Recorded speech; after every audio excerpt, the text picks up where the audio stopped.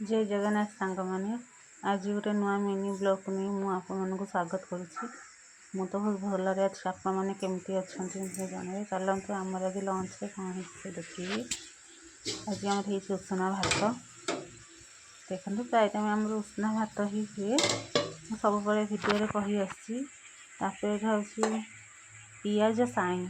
साई आलू तक भजा भी पड़ी मसला फसला किसी देनी भजा अच्छी ये शाग कोबी शाग पियाज साई रसुण नोटिया शाग मिसेक भाजा कर आज स्पेशल अच्छी आम चिकेन कषा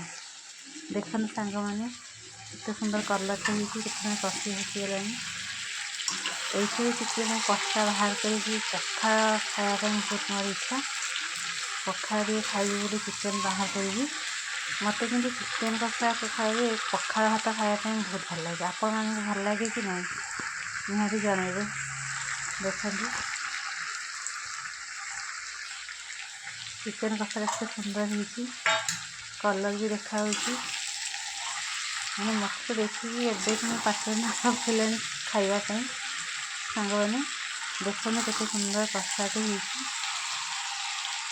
मुझे सका पखाड़ खाई मुझे चिकेन आगे कषा करी पखाड़ खाइबी केमती लगे सांग मैंने देखते कलरटा तो सुंदर देखा बाहर कली मुझे पखाड़ खायापी चिकेन कषा टी बाहर कली देखते तो झोल करवा मो पो मैंने तो कषा गरम भात में खाई पारती झोल कर कि माखा माखा टी कषा टाइप झोल ग्रेवी टी रखापी करी